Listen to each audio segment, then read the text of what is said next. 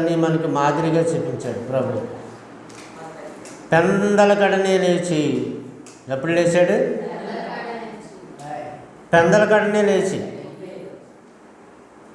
ప్రార్థన చేస్తున్నాడు. మనం పెందల కడ లేచి ఏం చేస్తాం? చాలామంది మన పనులు మనం చేసుకుంటాం. పెందల కడలు ఎగరు చాలామంది.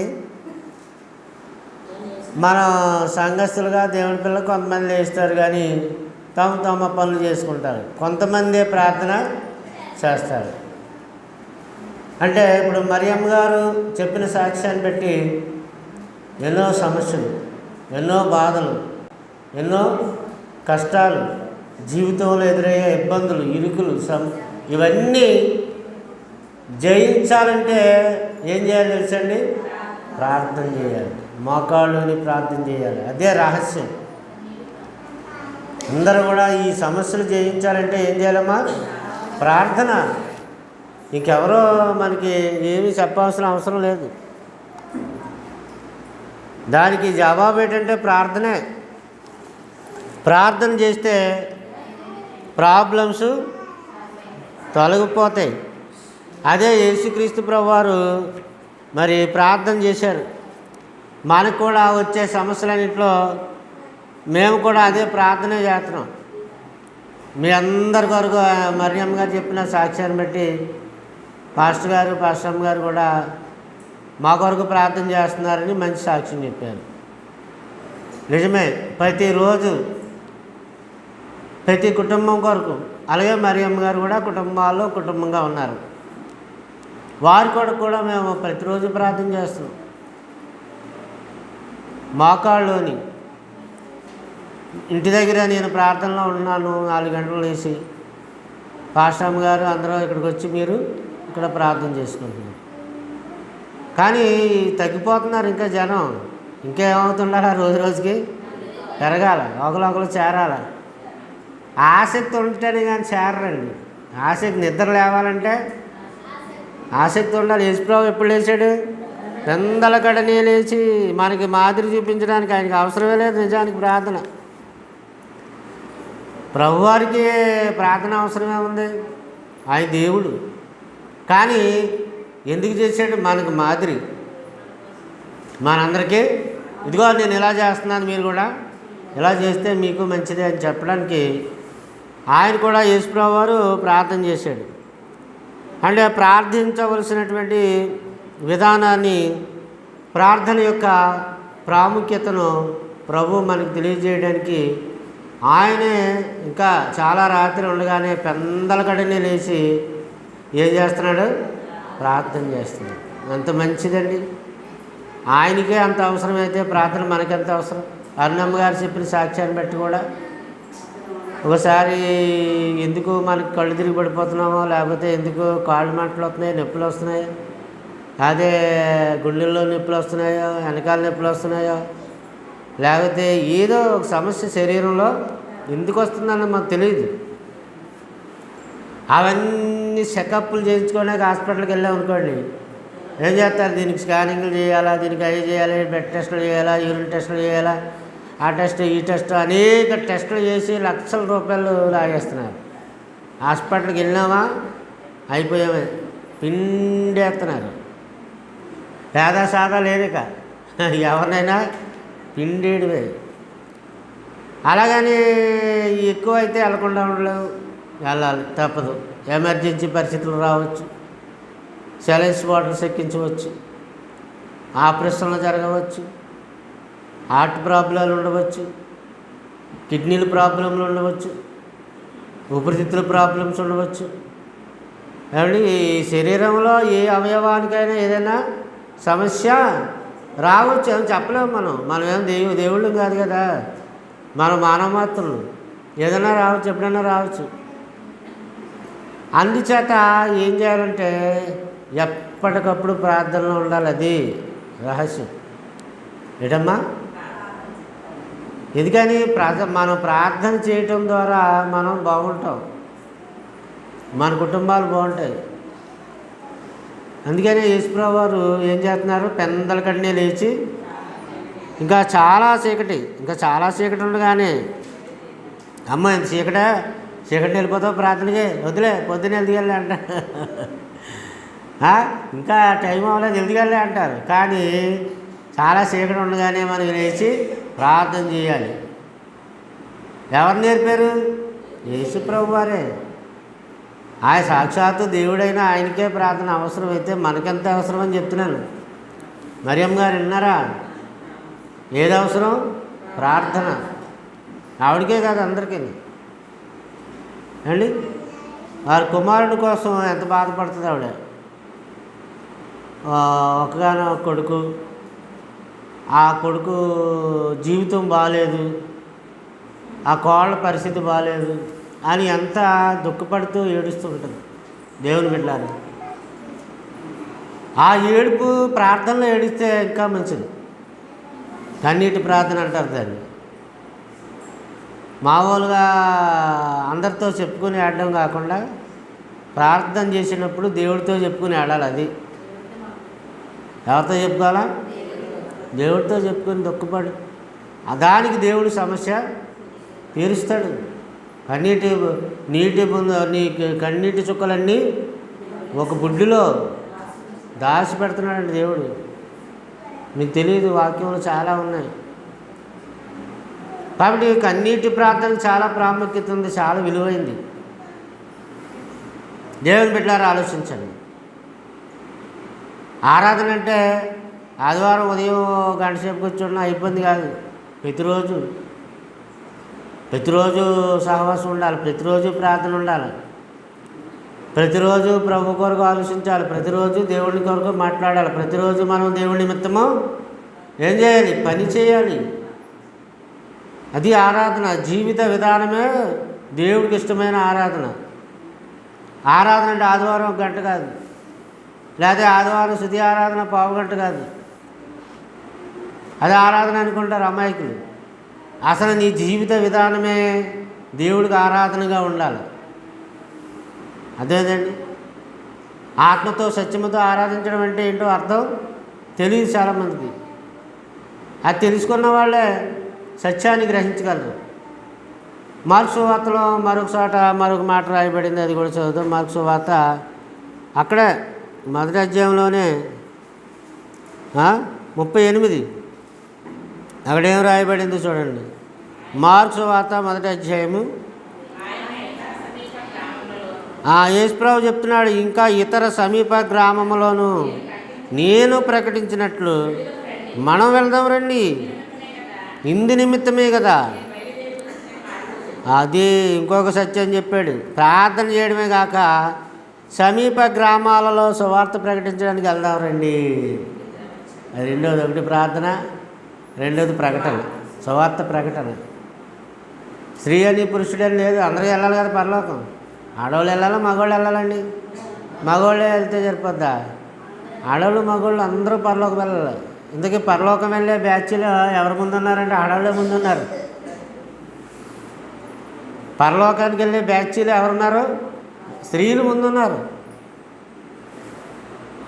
ఎందుకని ఇప్పుడు సంఘంలో ఇప్పుడు చూడండి, ఇక్కడ ఎంతమందిలో ఎక్కువ మంది ఎవరు? స్త్రీలే. మగవాళ్ళు మెజార్టీ తక్కువ. ఓట్లలో కూడా స్త్రీలే మెజార్టీ.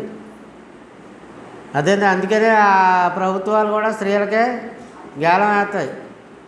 స్త్రీ రాయితీలు, స్త్రీ అమ్మవాడి, తల్లివాడి, ఇలా పథకాలన్నీ వాళ్ళకే పెడతా ఉంటారు. అందువల్ల దేవుడు ప్రార్థన అనేది మీ యొక్క లైఫ్ విధానాన్ని మారుస్తుందని చెప్పాడు. ఆయనే ప్రార్థన చేసినప్పుడు, ఆయన అంత గొప్పగా ప్రార్థన చేసినప్పుడు మనం ఎంత ఇదిగా ప్రార్థనలో ఉండాలి దేవుని బిడ్డలారా. మనం శోధనలో ప్రవేశింపకుండా ఉండినట్లు మెలకువగా ఉండి ప్రార్థన చేయమని చెప్పాడు. మనుషులందరి కొరకు ప్రార్థన చేయమన్నాడు. రాజుల కొరకు, చక్రవర్తుల కొరకు, అధికారుల కొరకు, ప్రపంచ దేశాల కొరకు, దేశాధినేతల కొరకు మీరు సుఖముగాను క్షేమముగాను ఉండే నిమిత్తము మనుషులందరి కొరకు ప్రార్థన చేయండి అన్నాడు. తిమోతి పత్రిక మొదటి పత్రిక 2వ అధ్యాయం మొదటి నుంచి చూస్తే అక్కడ ప్రభు ఇక్కడ ప్రభు చేసిన ప్రార్థన అక్కడ పౌలు గారు రాశారు. మనము సంపూర్ణ భక్తి మాన్యతను కలిగి నెమ్మదిగాను సుఖముగాను బ్రతుకు నిమిత్తము అన్నిటికంటే ముఖ్యముగా రాజుల కొరకును విజ్ఞాపనలు ప్రార్థనలు యాచనలు కృతజ్ఞతాస్తుతులు చెల్లింప బద్దులమైనము. ఇది హెచ్చరిక, ఇది మంచిది, దేవుడి దృష్టికి అనుకోవాలి. మనం ప్రార్థన చేయడం, అందరి కొరకు ప్రార్థన చేసి ఆ తర్వాత ఆఖరిని మన కుటుంబం కొరకు ప్రార్థన చేసుకోవాలి. అది మంచిది, అది మంచి హెచ్చరిక, అది దేవునికి అనుకూలమైంది, దేవుడి చిత్తానుసారం ప్రార్థన చేయడం. తెల్లవారుజామున ప్రార్థన చేయడం కానీ మీరందరూ చక్కగా చేస్తున్నారండి. ప్రార్థన తెల్లవారుజామున ప్రార్థన ఆరంభించాక ప్రార్థన చేయడం ఇంకా బాగా వస్తుంది. వాళ్ళకి అవి స్వీటీ విజయ్ ఇలాంటి వాళ్ళు, అంటే ఇప్పుడు పెద్దవాళ్ళు అన్నమ్మ గారు లాంటి పెద్దవాళ్ళు వాళ్ళకి ఎలాగో ప్రార్థన చేయడం ముందు నుంచి వచ్చు. అది కాకుండా ఇప్పుడు కొత్తగా నేర్చుకునేవాళ్ళు ఈ ఉదయం ఆరాధనకు రావడం వల్ల, అదే తెల్లవారుజాము ప్రార్థనకి రావడం వల్ల ఏం చేస్తున్నారు, ఇంకా బాగా నేర్చుకుంటున్నారు. అలా డెవలప్ అయిపోతారు. ప్రార్థనలో మానకుండా చేయాలి డైలీ. అలా చేయగా చేయగా చేయగా ఏమవుతారు, అనుభూనీయులు అయిపోతారు, ప్రార్థనా పనులు అయిపోతారు. ఎక్కడ ప్రార్థన చేయమని టక్మని చేస్తారు. అమ్మో నాకు రాదండి అని అనరు. ఎందుకని డైలీ అది క్రమశిక్షణ అయిపోయింది, శిక్షణ అయిపోయింది, అలవాటు అయిపోయింది. అందుకని ఇక వెనకడుగు వేయరు, వెంటనే ప్రార్థన చేసేసేటువంటి వాళ్ళుగా ఉంటారు. క్రీస్తు సంఘం వాళ్ళకి ప్రార్థన చేయడం రాదని వాళ్ళు చాలా అమాయకులు. కరెక్ట్గా ప్రార్థన చేసేవాళ్ళు క్రీస్తు సంఘమే. వాళ్ళు అల్లిబిల్లి ప్రార్థనలో అన్నీ కలిపి జరిపే ప్రార్థనలో వ్యర్థమైన ప్రార్థన చేసేవాళ్ళు అవుటర్స్. మిగతా వాళ్ళు ఖచ్చితంగా ఉన్నది ఉన్నట్టుగా వాక్యానుసారంగా ప్రార్థన చేసేవారు క్రీస్తు సంఘస్థులు. వాక్యానుసారంగా ఆరాధన చేసేది క్రీస్తు సంఘాలే. అలర్తో కూడిన ఆటపాటలు, చప్పట్లు, తాళాలు, తమ్మెట్లు, డప్పులు, డోలు, డొక్కు డోలు ఇలాంటివి ఏమి ఉండవు. చాలా క్రమశిక్షణతో ఉంటుంది. కానీ అవి నచ్చవు కొంతమందికి. అలా అవన్నీ కావాలి వాళ్ళకి, టక్కు టమ్మారాలు అన్నీ కావాలి, ఇట్లాసరి మోపులన్నీ వాడికి కావాలి. కనుక యేసుప్రభువు వారి యొక్క దినచర్య ప్రతిదినము ఆయన లేచి ఏం చేసేవాడు అయ్యా అంటే సమీప గ్రామాలు తిరిగి అందరికీ సువార్త ప్రకటిస్తూ రాత్రి వేళ ఆయన కొండకెళ్ళి ప్రార్థన చేయడు అని తెల్లవారుజామున ఇంకా చీకటి ఉండగానే లేచి ఆయన అందరికీ ప్రార్థనలు చేయడం అనేది జరుపుతూ వచ్చాడు. మనం ఏం చేస్తాం, పగలంతా మన పనులు చేసుకుంటాం, రాత్రులు గురపెట్టి నిద్రపోతాం. తెల్లవారుజామున లేచి ప్రార్థన చేస్తావా? అది లేదు. ఎప్పుడు ప్రార్థన చేస్తాం? ఆదివారం ఆడతా పెడతావు, గంట సేపు వచ్చి కూర్చుంటారు, అది కునుకుతారు, నిద్రపోతారు. అది కూడా సరిగా వినరు. గంట అయిపోయింది, ఆరాధన టైం అయిపోయింది, నేను వెళ్ళిపోతాను ఎవరి పని మీద వాళ్ళు. ఇలా వాక్యం ఎప్పుడు నేర్చుకుంటున్నారు, ప్రార్థన ఎప్పుడు నేర్చుకుంటున్నారు, ఆత్మీయ జీవితం ఎలాగ ఆరంభిస్తున్నారు, ఆత్మీయ జీవితంలో ఎలాగ ఉండాలా, అనుభవనీయులుగా ఉండాలి. అదే అధ్యాయం 4వ వచనం చూడండి. తిమోతి పత్రికలో 2వ అధ్యాయం 4వ వచనం చదివారు కదా. మనుషులందరూ రక్షణ పొంది సత్యమును గూర్చిన అనుభవ జ్ఞానం విషయంలో అది మనుషులందరూ సత్యమును గూర్చిన అనుభవ జ్ఞానం. సత్యము అంటే వాక్యము, వాక్య సారాంశము సత్యము. అటువంటి సత్యమును గూర్చిన అనుభవ జ్ఞానం మనుషులందరూ రావాలి. మనుషులందరికీ వచ్చిందంటే రాలేదు. పోనీ సంఘానికైనా వచ్చిందా? సంఘానికి రాలేదు. ఎప్పటి నుంచే సంఘానికి వస్తున్నారు కానీ సంఘానికి రాలేదు. ఎలా ప్రార్థన చేయాలి, యుక్తంగా ఎలా ప్రార్థన చేయాలి, దేవుడికి ఇష్టమైన ప్రార్థన ఎలా చేయాలి, ఏమండి సోది మాటలన్నీ వల్లించి వ్యర్థమైన మాటలు ఉపయోగించడం కాకుండా చక్కని పదాలు ఉపయోగించి అవసరమైన దాన్ని బట్టే ప్రార్థన చేయాలి. ఏదో విస్తరించి చేస్తే మన మనవి ఆలకించబడుతుందని వ్యర్థమైన మాటలు ఉచ్చరించకూడదు. కనుక అనుభవపూర్వకంగా సత్యాన్ని తెలుసుకోవాలన్నాడు. అందరూ రక్షణ పొంది అనుభవపూర్వకమైన జ్ఞానం పొందాలి. అందుకే యేసుప్రభువు శిష్యులకు ప్రార్థన నేర్పాడు. మీరు ఎలా ప్రార్థించండి, నేను ఎలా ప్రార్థన చేస్తున్నానో మీరు కూడా అలాగే ప్రార్థించండి అని శిష్యులకు వాళ్ళకి నేర్పిన ప్రార్థన దేవుడు చాలా సమయాల్లో ప్రార్థన నేర్పుతూ వచ్చాడు. దేవుని పిల్లలారా ఆలోచించేయండి. కనుక లూకాసు సువార్త 8వ అధ్యాయము 13వ వచనం, లూకాసు సువార్త 8వ అధ్యాయము 13వ వచనం చదవండి. ప్రభు ఎలా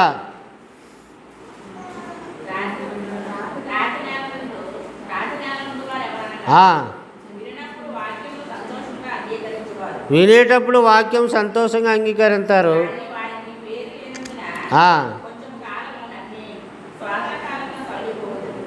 శోధన కాలంలో వాళ్ళు తొలగిపోతారు. 6:18 కూడా చూడండి, 6:13 లూకాసు వార్త 6వ అధ్యాయము 13.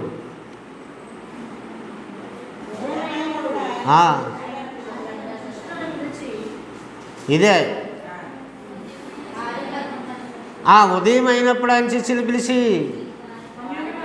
12 మందిని ఏర్పరచుకుని వారికి అపోస్తులని పేరు పెట్టాడు. అంటే రాత్రంతా ప్రార్థన చేశాడు. పైన చూస్తే రాత్రంతా ప్రార్థన చేశాడు. ఉదయం అయినప్పుడు 12 మంది శిష్యులను ఏర్పరచుకుని 12 మందికి పేర్లు పెట్టాడు. అంటే పేర్లు పెట్టడానికి కూడా అపోస్తులకి ఏర్పరచుకోవడానికి కూడా రాత్రి అంతా ఏం చేశాడు? ప్రార్థన చేశాడు. ప్రార్థన చేయటకు కొండకు వెళ్ళి దేవుణ్ణి ప్రార్థించటే ఎందు రాత్రి అంతా గడిపాడు. చూసారా ఎంతసేపమ్మా?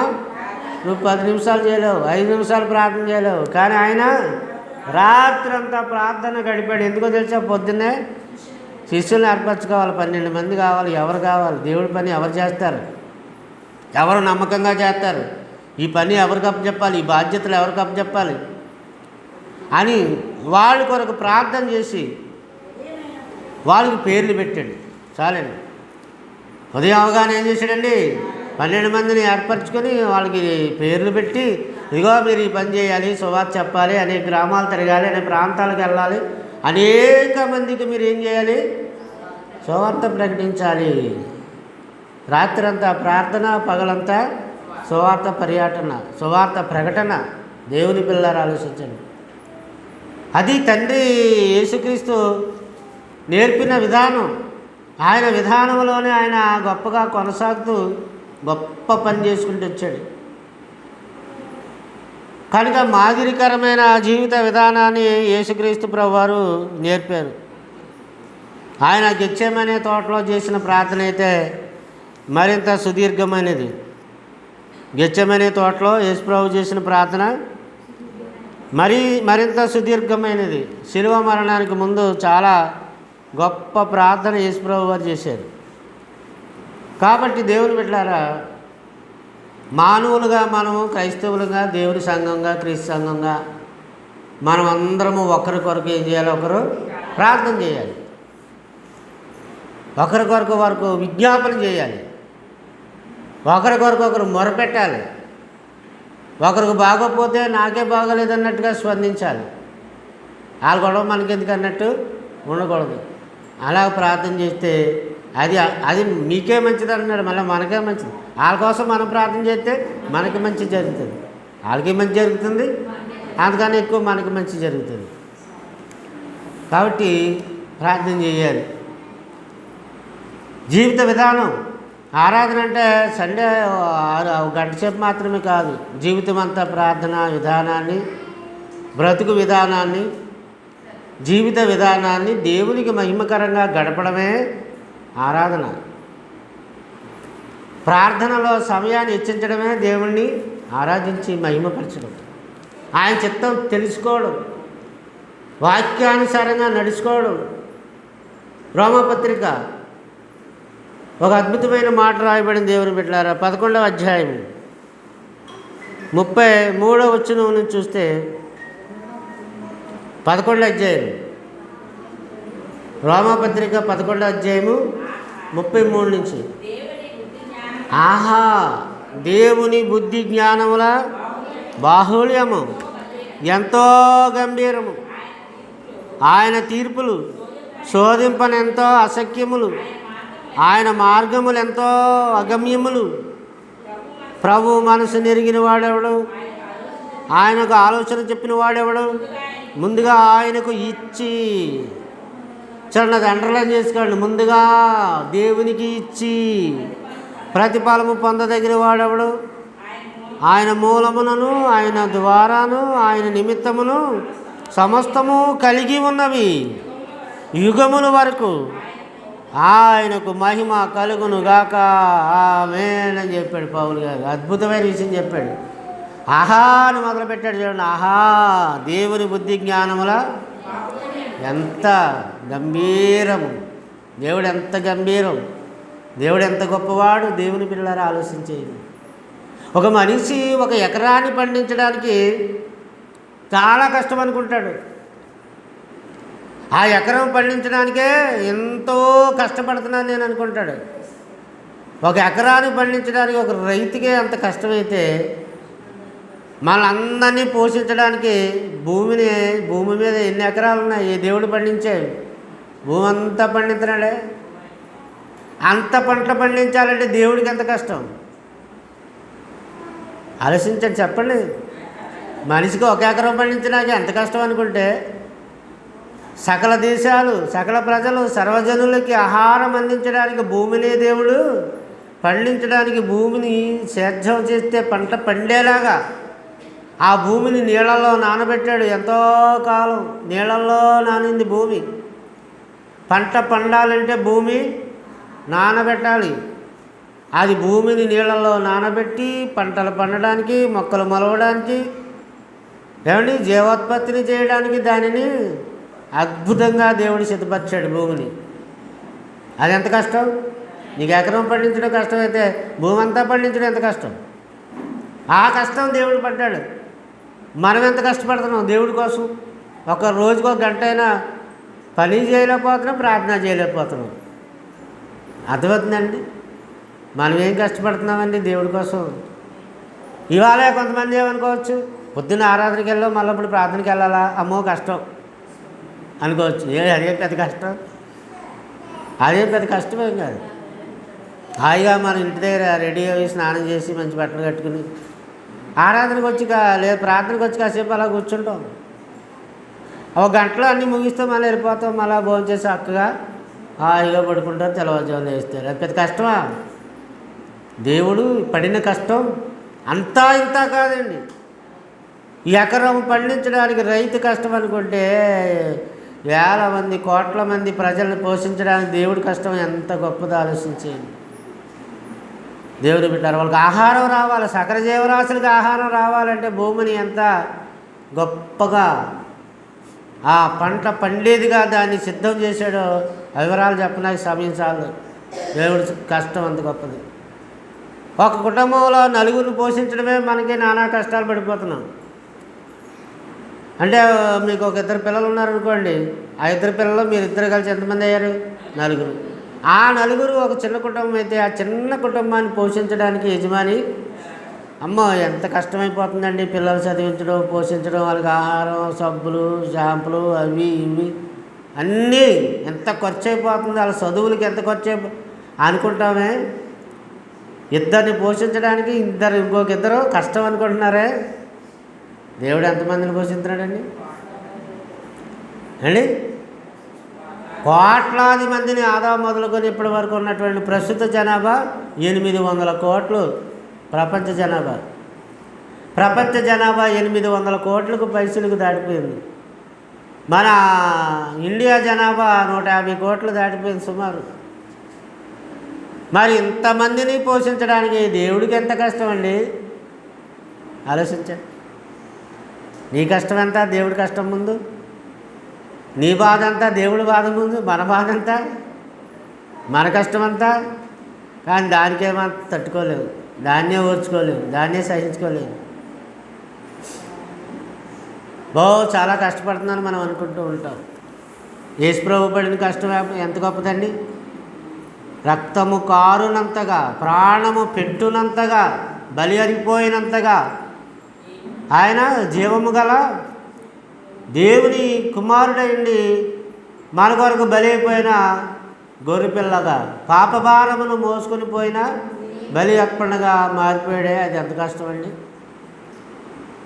కనుక దేవుని బిడ్డలారా ఆలోచించండి. దేవుడి కష్టం తెలుసుకోవాలి. అందుకే దేవుడిని ఆత్మతో సత్యముతో ఆరాధించాలి.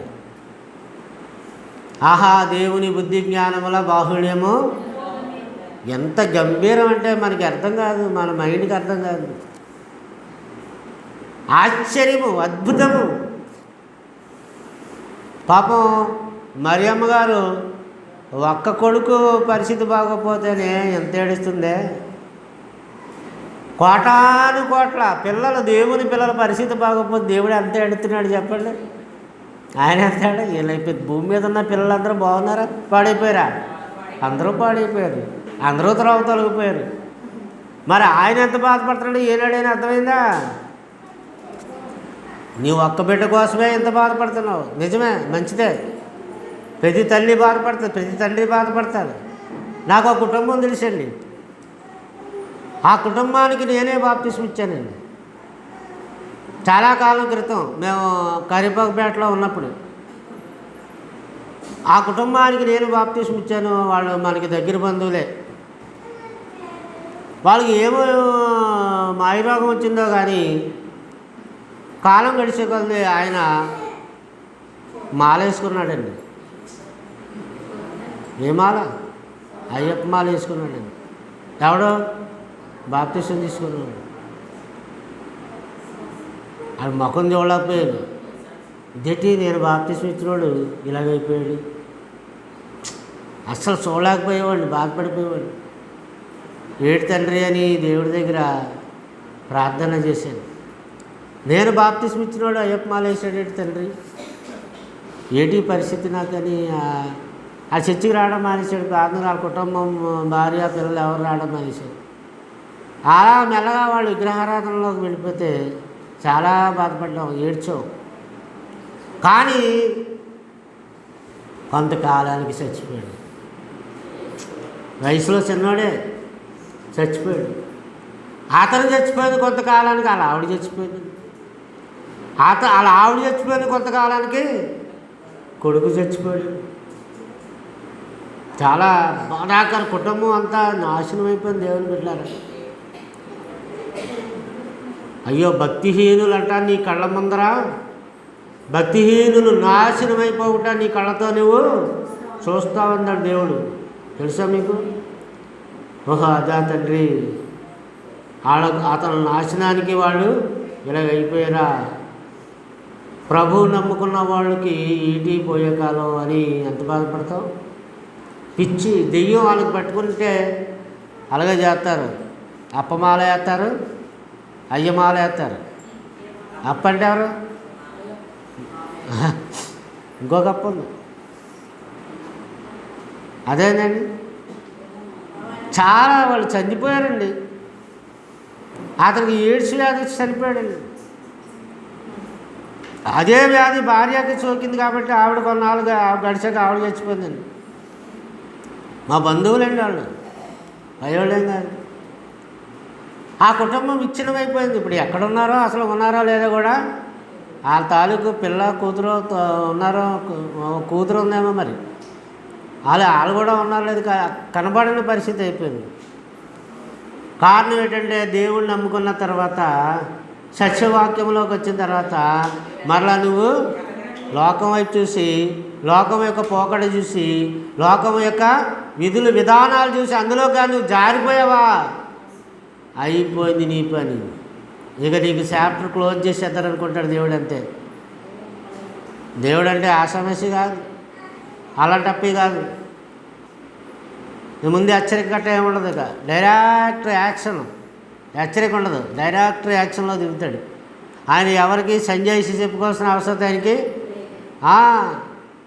Direct action. నోటీసులు కట్టేవాడు, డైరెక్ట్ యాక్షన్. మొత్తేస్తాడు, మొత్తేస్తే అయిపోయింది పని. అలాంటి భయంకరమైన శిక్ష మన మీదకి తెచ్చుకోకూడదు. దేవుని బిడ్డలారా ఆలోచన చేయండి.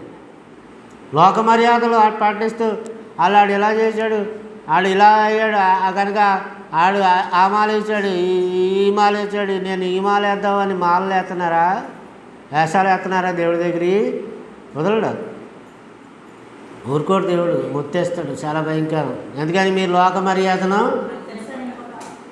రోమపత్రిక 12వ అధ్యాయం, రోమపత్రిక 12వ అధ్యాయము క్రైస్తవ జీవిత విధానం ఎలా ఉండాలో చెప్పాడు. మొదటి నుంచి చూస్తే మీరు లోక మర్యాదను అనుసరింపక ఉత్తమమును అనుకూలమును సంపూర్ణమై ఉన్న దేవుని చిత్తాన్ని పరిశీలించి తెలుసుకున్నట్లు మీ మనసులు మారి నూతనమవటం వలన రూపాంతరం పొందండి. అదే క్రైస్తవ జీవిత విధానం, అదే జీవితారాధన. అంటే మీరు ఏం చేయాలి? గొంగల పురుగు సీతాకోక సిలుకుగా మారినట్లు సంవత్సరాలు గడిచే కొలది పాత బతుకంతా పోయి క్రొత్త బతుకు రావాలి. నూతన జీవాన్ని పొందిన వారే లోక మర్యాదను అనుసరింపక. ఈ లోకస్తులు అలా చేస్తున్నారు, ఆ లోకస్తులు ఎలా చేస్తున్నారు, అలాగ ఆడు సంపాదించాడు, ఇలాగ వీడు సంపాదించాడు, అడ్డిదారులు అక్రమ మార్గాల్లో వాళ్ళు సంపాదించారు. ఆ మార్గాలు మనం అనుసరించకూడదు. మనం ఉత్తమమైన దాన్ని చూసుకోవాలి, శ్రేష్టమైనది వెతకాలి. ఎందుకంటే మనం పరలోకాన్ని వెతికేవాళ్ళు. పరలోకం మన గమ్యం, పరలోకం నిత్యజీవం మన యొక్క గోలు. లోకం ఏపాటిది 70-80 సంవత్సరాల ఆయాసం దుఃఖమే. ఇక్కడ ఉండడం వల్ల ఉపయోగం ఏమీ లేదు. ఎక్కువ కాలం బతికేసాడు, ఎందుకు ఉపయోగం? ఎవరికి ఉపయోగపడ్డాడు? దేనికి ప్రయోజనం? నువ్వు బతికున్నావంటే దేవుడికి ఉపయోగపడదు. ఇప్పుడు మరియమ్మ గారు దేవుడికి ఉపయోగపడుతున్నారు, కొద్దో గొప్ప వెధవరాలు అయినప్పటికీ, కొడుకులు కోడళ్ళు వదిలేసినప్పటికీ, భర్త పోయినప్పటికీ ఆ బిడ్డ దేవుడి పనికి ఉపయోగపడుతుందా లేదా?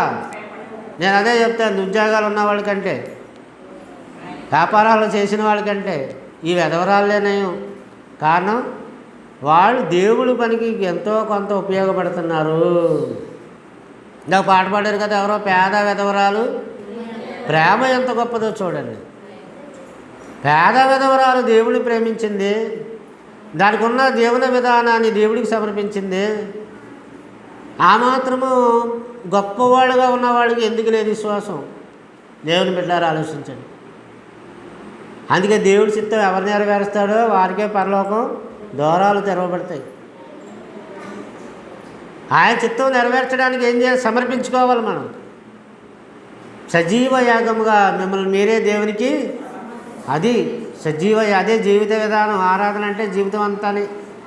ఒకరోజు ఆదివారం కాదు, ప్రతిరోజు డైలీ ఆయన పని, డైలీ ఆయన చిత్తం నెరవేర్చడం, డైలీ సువార్త చెప్పడం, డైలీ ప్రార్థన చేయడం. ఒక ఆత్మ ప్రతిరోజు రక్షణలోనికి నడిపించడానికి వంతు ప్రయత్నం, ఆత్మల సంపాదన కొరకు నువ్వు ప్రతిరోజు ప్రయాసపడ్డావు. అది ఆరాధన అంటే. ఒక గంట సేపు చేసేది కాదు, బతికినంతకాలం, చచ్చే వరకు, మరణం వరకు నమ్మకముగా ఉండమన్నాడు. అందుకే కనుక మనము లోక మర్యాదను అనుసరింపక, మనం ఆరాధన ఆదివారం మాత్రమే కాక ప్రతిదినము ప్రతి సమయము దేవుడిచ్చిన కొలది ఆయనకు మహిమకరంగా చేయాలి. ఇట్టి సేవ మీకు యుక్తమైనది. ఇటువంటి సేవ మన అవయవాలు దేవునికి అంగీకారమైనటువంటివిగా ఉన్నట్లుగా చేయాలి. మన దేహము దేవునికి ఆలయమైనట్లుగా ఉన్నట్లుగా చేయాలి. ఆయనకు సజీవ యాగంగా మన యొక్క దేహాన్ని సమర్పించుకోవాలి. ఏమండి? కనుక అలా ఉండడానికి దేవుడు కొన్ని విధానాలు చెప్పాడు. ఈ యుద్ధ రంగంలో ఈ జీవిత విధాన పోరాటం, జీవితమే పోరాటం. ఎన్నో కష్టాలు, ఎన్నో ఒడిదుడుకులు, ఎన్నో సమస్యలు, కరువులు కానీ, కాటకాలు కానీ, ఇబ్బందులు కానీ, ఇరుకులు కానీ, మన వాళ్ళు చనిపోవడం కానీ, మన వాళ్ళు లోక సంబంధంగా మారిపోవడం కానీ, మనల్ని అభిమానించే వాళ్ళు వ్యతిరేకించడం కానీ, ఇవన్నీ జీవన పోరాటం. ఈ జీవన పోరాటంలో నీ ఆత్మీయ గమ్యానికి నువ్వు ఎలా ఉండాలి అంటే ఒక 6 పాయింట్లు పౌలు గారు చెప్పారు. ఆ 6 పాయింట్లు చెప్తానే మీరు జాగ్రత్తగా రాసుకోండి. ఆయన ఏం చెప్పాడంటే, మీ నడుమునకు సత్యమని దట్టి కట్టుకొనుడి. నెంబర్ 1, మీ నడుమునకు సత్యమని దట్టి కట్టి. సత్యమనే దట్టి కట్టి, ఒక బెల్ట లాంటిది అనమాట. సత్యం అంటే వాక్యమే కదా. సత్యమనే దట్టిని కట్టి, నెంబర్ 1 పాయింట్. రెండవ పాయింట్, ఆయన చెప్పినటువంటి పాయింట్ ఏంటంటే, నీతి అను మైమరుగు తొడిగి.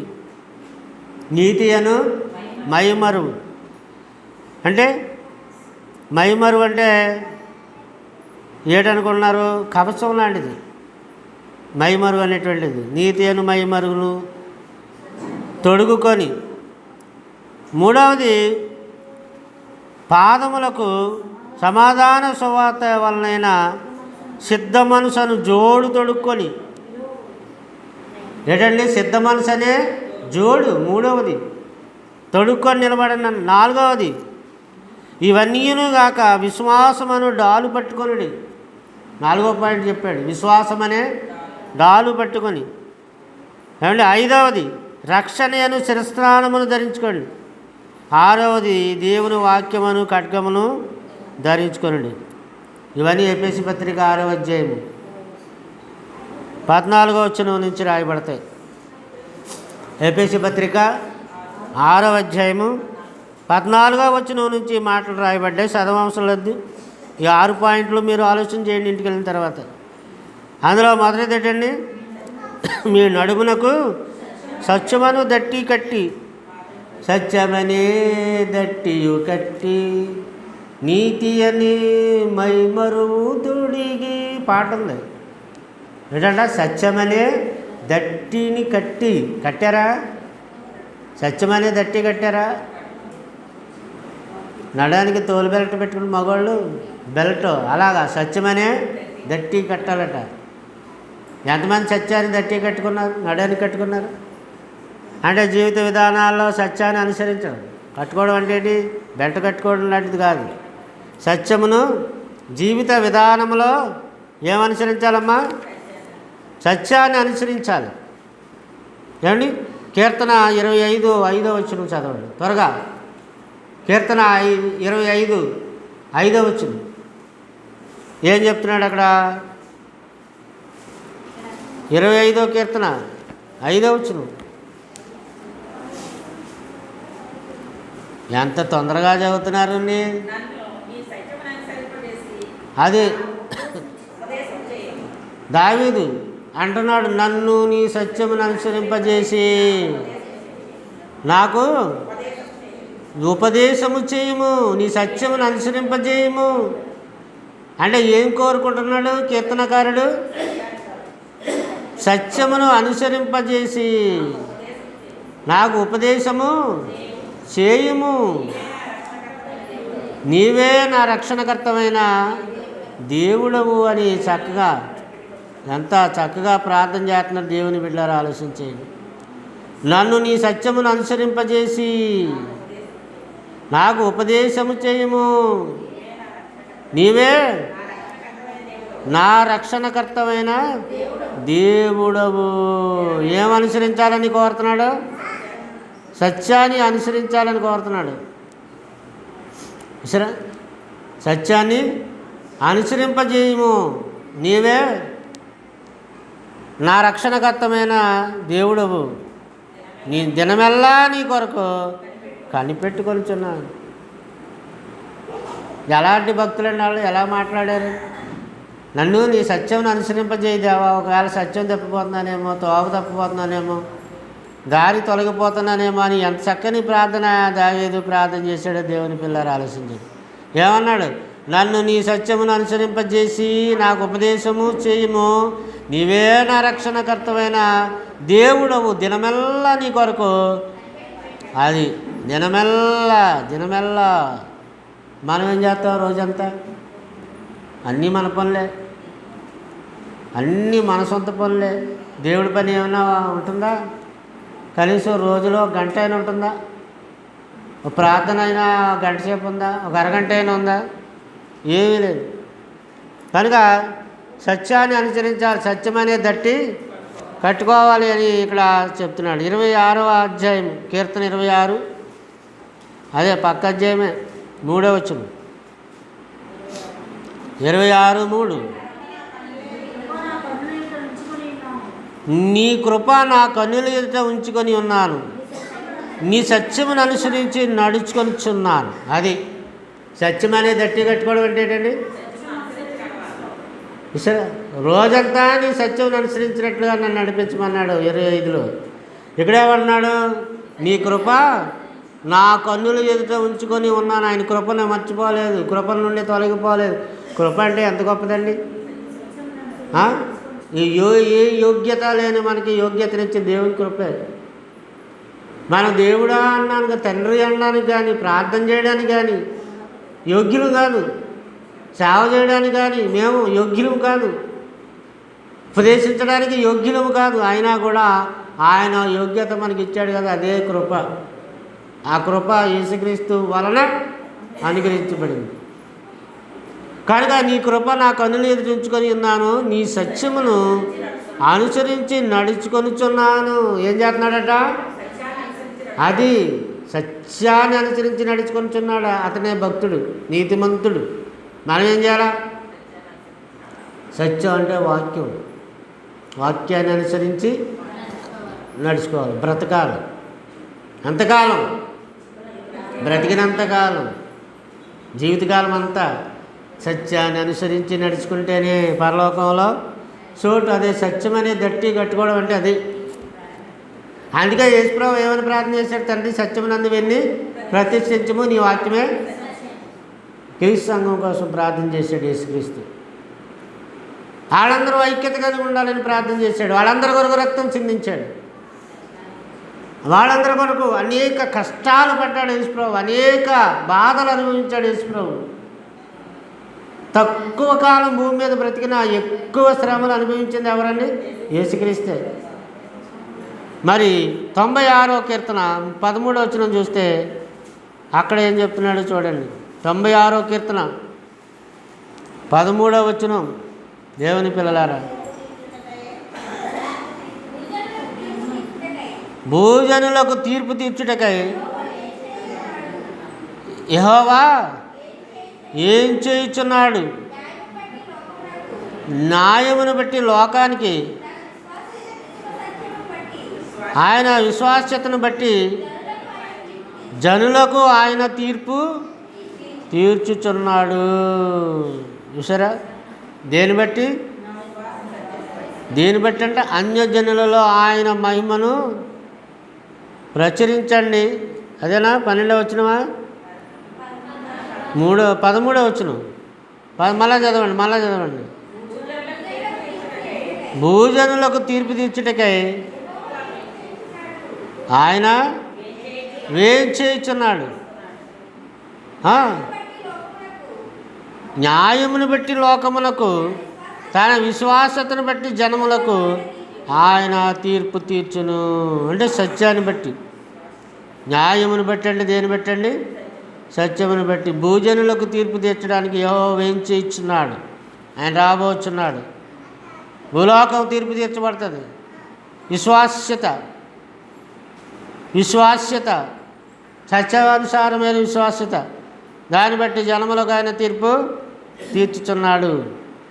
సత్యమును అమ్మివేయక కొని ఉంచుకొను. సత్యం అనేది దట్టి కట్టుకోవడం అంటే అది. సత్యాన్ని ఏం చేయాలా? అమ్మివేయకూడదు. అంటే నీతిని కోల్పోకూడదు, నిజాయితీని కోల్పోకూడదు, యథార్థతను కోల్పోకూడదు. అది కొని ఉంచుకోవడం అంటే సత్యమును అమ్మివేయక. సామెతల గ్రంథం 23:23లో ఉంటుంది, చదవవసరం లేదు, రాసుకోండి. సత్యమును అమ్మివేయక దానిని కొని ఉంచుకొనుము అని అక్కడ రాయబడుతుంది. దేవుని బిడ్డారా, ఆలోచించేయండి. కనుక ఈ 6 పాయింట్లు మనం జాగ్రత్తగా పాటిస్తే నిజమైన క్రైస్తవులుగా ఉండగలుగుతాం. నిజమైన దేవుణ్ణి ఎరిగిన వాళ్ళు, మరి నిజమైన ఆరాధన చేసేవాళ్ళు ఈ యొక్క 6 పాయింట్లు వాళ్ళ జీవితంలో అనుసరించే వాళ్ళే, సత్యాన్ని అనుసరించిన వాళ్ళే ఉండాలని ఇటువంటి ఆదరణకరమైనటువంటి మాటలు ప్రభు మనకు చెప్తూ వచ్చాడు. ఈ మాటలతో దేవుడు మనుషులను ఆదరిస్తున్నాడు. మరి ఇట్టి ఆదరణ యోగ్యంగా మనం బ్రతకాలి. అదే దేవుడు క్రైస్తవులకు దేవుడు ఇచ్చిన గొప్ప భాగ్యం అండి. ఎఫెసు పత్రికలో ఉన్న క్రీస్తు ప్రభు సంఘానికి దేవుడు రాయించిన హెచ్చరిక ఇది. ఈ 6 పాయింట్లు కూడా ఆయన దాసులైనటువంటి వాళ్ళు, భూమి మీద దేవుని దాసులుగా, యజమానులైన వాళ్ళ దగ్గర దాసులుగా పనిచేస్తున్న వాళ్ళందరి కొరకు కూడా హెచ్చరిక చేశాడు. ఆ హెచ్చరిక మనం చూస్తే ఈ గ్రంథంలో 6వ అధ్యాయంలోనే, ఎఫెసు పత్రిక 6వ అధ్యాయము 7-8 వచనాలు చూడండి. 7-8 వచనాలు. ఎఫెసు మనుషులకు చేసి ఏ పని చేసినా అది మనుషులకు చేసినట్టు కాక ప్రభువులకు చేసినట్లే ఇష్టపూర్వకంగా సేవ చేయాలి. ఎలా చేయాలటండి? అది ఇష్టమైన దేవుడి సేవ. నీకు ఇష్టపూర్వకంగా ఉండాలి, దేవుడికి ఇష్టపడాలి సేవ చేస్తే. ఏదో మన గుళ్ళెది చేలో పడినట్టు సేవ చేయకూడదు. అలా చేస్తే మనకు ఉపయోగం లేదు, దేవుడికి ఉపయోగం లేదు. అదేనండి, ఇష్టపూర్వకంగా మనుషులకు చేసినట్టు కాక ఇది దేవుడికి చేసినట్లే ఇష్టపూర్వకంగా సేవ చేయండి. దాసుడైనను స్వతంత్రుడైనను మీలో ప్రతివాడును ఏ సత్కార్యం చేయను దాని ఫలము ప్రభువు వలన పొందునని మీరెరుగుదురు. యజమానులారా, మీరును యాజకుడైన వాడు పరలోకమందు ఉన్నాడు, ఆయనకు పక్షపాతం లేదని ఎరిగిన వారే బెదిరించడం, దాసులైన వాళ్ళు, సేవకులైన వాళ్ళని బెదిరించడం అని ఆ ప్రకారంగానే ఆలవశ్యంలో మీరు ప్రవర్తించండి. అంటే ఆయన చిత్తానుసారంగా మనుషులకు చేసిన ఈ సేవ దేవునికి చేసినట్లే చేయాలి ఆయన కోరుతూ ఉన్నాడు. దేవుడికి ఇష్టమైన సేవ హృదయపూర్వకంగా, ఇష్టపూర్వకంగా ప్రార్థన పెట్టుకుంటే హృదయపూర్వకంగా పెట్టుకోవాలి. ఆయన దేవుడు ఇష్టపూర్వకంగా ప్రార్థన పెట్టుకోవాలి. అందరికి చెప్పుకోవాలి, అందరిని పిలుచుకోవాలి, అందరినీ ఆహ్వానించుకోవాలి. దేవుని బిడ్డలారా ఆలోచించండి. ఏదో తాత్కాలికంగా కాకుండా మనం శ్రద్ధగా చేయాలి. ఏ పని చేసినా, ఒక ప్రార్థన పెట్టుకున్నా, మీటింగ్స్ పెట్టుకున్నా, ఒక చిన్న పని చేసినా, పెద్ద పని చేసినా అది మనుషుల నిమిత్తమని కాక ఎవరి నిమిత్తం? దేవుని మహిమపరచడానికి. నువ్వు ఏ కూటం, ఒకవేళ ఇంట్లో ఎవరైనా చనిపోయిన వాళ్ళు ఆ రోజు రావచ్చు, సంవత్సరం అయింది, మీ నాన్నగారు మీ అమ్మగారు చనిపోయి సంవత్సరం అయింది, ఆ రోజు చచ్చిన వాళ్ళు జ్ఞాపకం చేసుకోవాలని దేవుడు చెప్పాడేంటి అని అనుకోకూడదు. చచ్చిపోయిన వాళ్ళ కోసం కాదు ఇప్పుడు మనం చేసేది. ఎవరి కోసం? వాళ్ళకి ఏదో జ్ఞాపకం చేసుకుని బతుకున్న వాళ్ళకి సువార్త, బతుకున్న వాళ్ళకి వాక్యం, బతుకున్న వాళ్ళకి ఆత్మ రక్షణ కోసం, దేవుడి మాటల కోసం అలాగనుకోవాలి. అది మనం తిరగేసి ఆలోచించుకోవాలి నెగిటివ్గా. మీకు అర్థమవుతుందండి? ఇప్పుడు మా నాన్నగారు చనిపోయారు, మొన్న మా అమ్మగారు మా ప్రార్థన పెట్టారు. ఇక్కడ మా నాన్నగారికి ఏమైనా లాభం ఉందా? ఏం లేదు. ఆయన ఆత్మకి ఏమైనా శాంతి కలుగుద్దా? అది ఏమీ కూడా కాదు. ఇక్కడ ప్రార్థన పెట్టుకుంటే, ఇక్కడ ప్రార్థన చేస్తే అక్కడ శాంతి ఏమి లేదు. ఇక చచ్చిన వాళ్ళకి వచ్చేది ఏమి లేదు. కానీ ఆ చనిపోయిన ఆ తండ్రి ఆ తల్లి చనిపోయిన జ్ఞాపకం చేసుకొని మనం కూటమి పెట్టుకోవాలంటే బతికున్న వాడికి వాక్యం చెప్పడానికి, మన ఇరుగు పొరుగు వారికి సువార్త చెప్పడానికి, అందులో ఏ వాక్యం ద్వారానైనా ఏ ఒక్కడైనా రక్షణ పొందితే దాని తీవ్ర ఆశీర్వాదము ఫలితం మీకు కలుగుతుందన్న ఉద్దేశంతోనే ఆ మీటింగ్ పెట్టుకుంటున్నాం. అంతేగాని ఆత్మలు శాంతింపజేయడానికి మనం ఏమన్నా మాంత్రికులమా, మనమేమన్నా ప్రేరాత్మలమా, దురాత్మలమా కాదు కదా. కనుక చనిపోయిన వారి నిమిత్తమని కాక దేవుని నిమిత్తమని చేయాలి. సజీవులను రక్షించడానికి దేవుడి సువార్తని మనం చేయాలి. ఇది దేవుడి సేవ, ఇది సేవ దేవుడికి యుక్తమైనదని చేయాలి అంతే. ఆ రోజు మీరు భోజనాలు పెట్టుకోవచ్చు, లేకపోతే మానేసి. నిన్న అదే శుక్రవారం ఆ సీతయ్య గారి తోటలో మన వేంగిరి విజయ్ రాంబాబు వాళ్ళ ఇంటి దగ్గర వాళ్ళ అమ్మగారు జ్ఞాపకార్థంగా యామిగిరి దేవుడు వాళ్ళు కూటం పెట్టి 3 సంవత్సరాలు అయిందంట. కూటం పెట్టారు. వచ్చిన వాళ్ళందరికీ భోజనాలు పెట్టారు. అయితే సంఘానికి, మన సంఘానికి ఇక్కడ చెప్పలేదు. అక్కడ తక్కువగా అక్కడ ఉన్న వాళ్ళకి బంధువులకి వాళ్ళు పెట్టుకున్నారు. అక్కడ వాక్యం చెప్పాం, అక్కడ ప్రార్థన చేసాం, చక్కని మీటింగ్ పెట్టుకున్నారు. అది చాలామంది అనుకోవచ్చు, ఏమో అనగండి ముగించేస్తున్నాను, ఏమనుకోవచ్చు, ఎప్పుడో 3 సంవత్సరాలు అయిపోయి చచ్చిపోయి ఇప్పుడు ఎందుకురా మీటింగు అని లోకస్తులు అనుకోవచ్చు. కానీ చచ్చిపోయిన వాళ్ళ కోసం కాదది. ఎవరి కోసం? బ్రతికున్న వాళ్ళని బ్రతికించడం కోసం, దేవుడి కోసం బ్రతికించడం కోసం, ఆత్మలు రక్షించడం కోసం.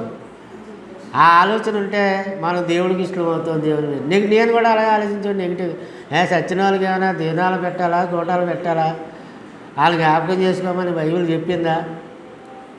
సువార్తలు పెట్టమని చెప్పింది కదా, వాక్యం చెప్పమని చెప్పింది కదా, సత్యాన్ని ప్రకటించమని చెప్పింది కదా, ఆత్మను రక్షించమని. ఇవన్నీ కదా నెగిటివ్ ఆలోచించడం ఎక్కడో. కనుక దేవుని నిమిత్తము 1 రూపాయి ఖర్చు పెట్టినా, 1 లక్ష ఖర్చు పెట్టినా, 1 కోటి రూపాయలు ఖర్చు పెట్టినా తిరిగి అది ఎక్కడికి తిరిగి మళ్ళా దేవుడు నీకు ఇస్తాడు, నువ్వు నమ్మితే. ఏమండి, మార్తతోనా అన్నాడు, మార్త నువ్వు నమ్మితే దేవుని మహిమను చూస్తావు. అది ఏమన్నాడు, నువ్వు నమ్మితే దేవుని మహిమను చూస్తావు. చనిపోయాడు నీ సహోదరుడని బాధపడుతున్నావే, నువ్వు నమ్మితే ఆయన బతుకుతాడన్నాడు. లాజర్ని ఏం చేశాడు? లాజర్ కమౌట్ అన్నాడు, అంతే.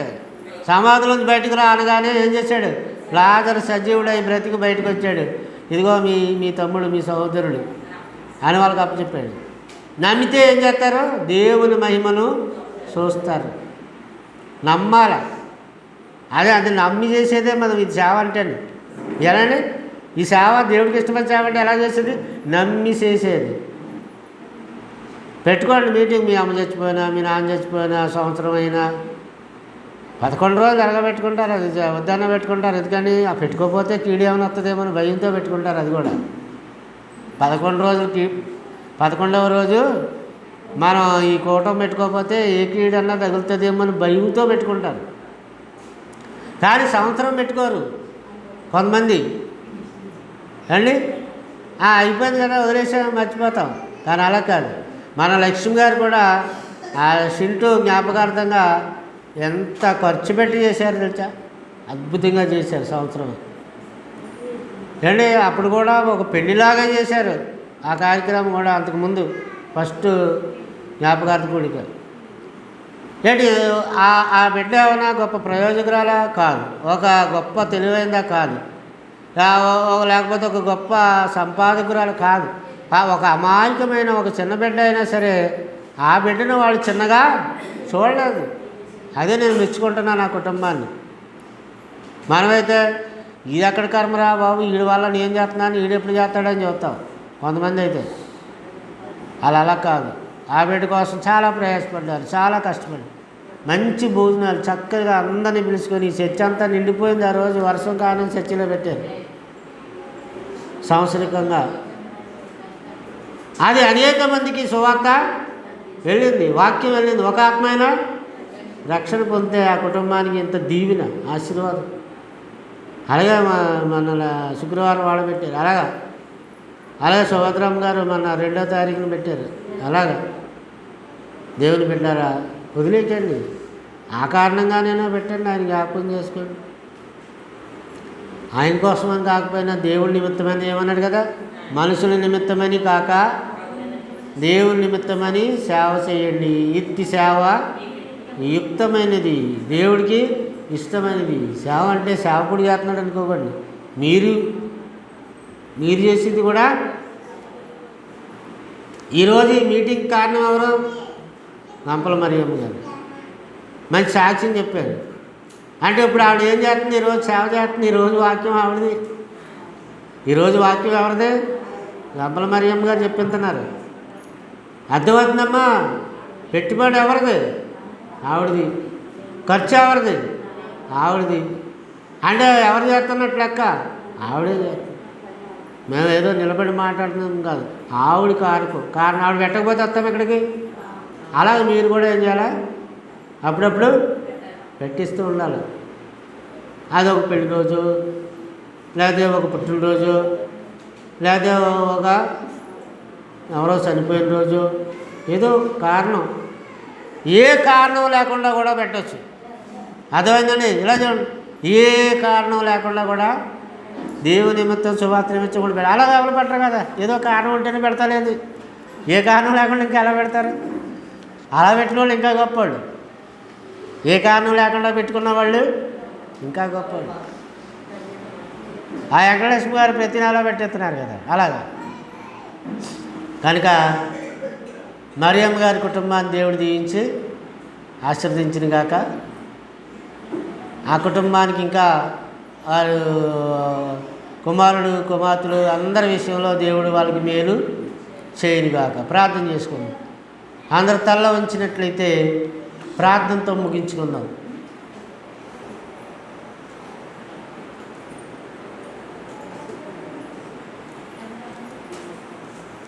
మహాపరిశుద్ధుడైన మా యొక్క పరమ తండ్రి, గొప్ప తండ్రి, మీ ఘనమైన